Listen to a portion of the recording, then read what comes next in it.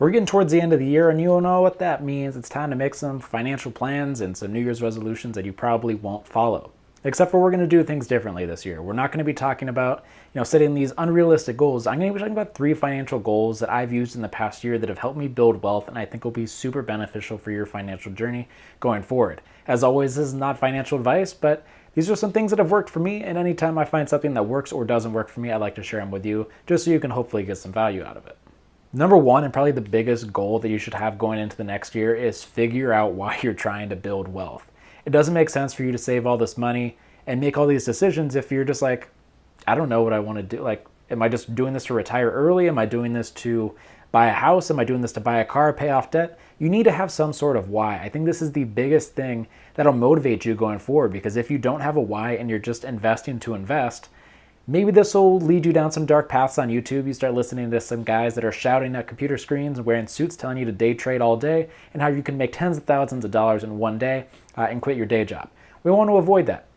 We're trying to come up with situations where we are coming up with a goal and a reason why we're investing, and that'll be the driving force for why we are making these financial decisions, not just because you want to, but because there's a reason behind it. So coming up with a goal, I think, is the most critical financial plan / goal that you should come up with for the new year. For me, I am currently trying to invest as much as possible to come up with a house fund. We see housing prices are going down. Obviously, interest rates are not very low, but the idea of buying my first house is the thing that is keeping me going and is really motivating me to either work harder at work and pick up some extra shifts so that I can get some OT to just invest that difference. But it's the driving force behind why I am making this course and not, changing and going out and spending all this money, buying a new car. I guess I did buy a car in the past year, but that doesn't matter. Having a reason why you're investing, I think, is the most critical thing. And if you haven't had that figured out yet, I think you should sit down and figure out why you're doing it. Number 2, let's talk about automation and keeping things simple. When I first got started in the stock market, I would find some new toy every week that was super exciting to me. It could be a stock right about to have earnings reports, and it would be the shiny new toy that would really get me excited about investing in the stock market. Then the thing would happen and I'd sell it off, probably at a loss if we're being honest. And then I'd find the next new exciting stock, and that's how I would go about doing things for a couple weeks. It's not a long-term goal. That is not how you're supposed to be doing things. Keeping it simple when it comes to picking stocks, I think, makes your mental health so much better when it comes to investing. You don't need 100 stocks in your portfolio. Probably the less the better. The numbers that I've seen is between 5 and 12 stocks is the balance point that you're trying to aim for. So trying to just find a couple stocks that you absolutely love and sticking with those is fantastic. And automation. That is something that I cannot stress enough. The less decisions that you have to make when it comes to your financial journey, the better. If it was up to you and you just had to remember when to invest, you're probably not going to invest as often if it's something that's done behind the scenes and you don't even have to think about. The way that I have it set up right now is that I have money automatically deposited into my brokerage every week.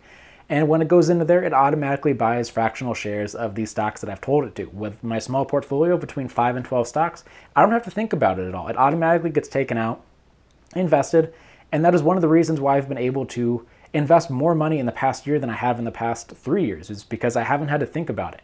You take the emotional decision making out of it and you just allow the automation to happen. The more that we can do this, the more you're going to invest and the better off you're going to be in the long term, especially if you're keeping it simple with your portfolio and buying less stocks than, a portfolio that has a little bit of everything. Yes, you can buy index funds, but just focusing on a couple stocks I think is super beneficial instead of trying to pick a million winners. Just try to pick 1 or 2 winners that have the track record to back it up. And the third goal that I think you should think about going into the next year is not over investing. What this means is not taking out of areas that you should not be taking money out of. You have these emergency funds that are set up for a reason, whether it be a car accident, whether it be a health problem. Things are going to pop up. That's just how life works, and you're not going to be prepared for it unless you have an emergency fund in place. So this is something where you have money sitting aside and hopefully you'll never need to use it, but those times that you do need to use it, it needs to be accessible. There have been times where I've taken too much money out of my emergency fund, and it's gotten to the point where I was kind of just barely scraping by. Yes, you have people that are going paycheck to paycheck, but at least having a $1,000 emergency fund is so critical, and if you're taking money out of that, that's too much. Don't invest more than you're able to just because you think that it'll have better returns and as a result will make you more wealthy. Don't do that. You're not trying to sacrifice some of the short-term security for the long-term growth of the stock market. Invest what you're able to and don't try to invest as much as possible. We're trying to be consistent. We're not trying to put 100% of our additional money into the stock market. We're trying to put enough in there where it's going to be beneficial for the long term, but not so much where we're stressing about it, where we have a $500 expense and we have to think, oh, do we have to sell shares?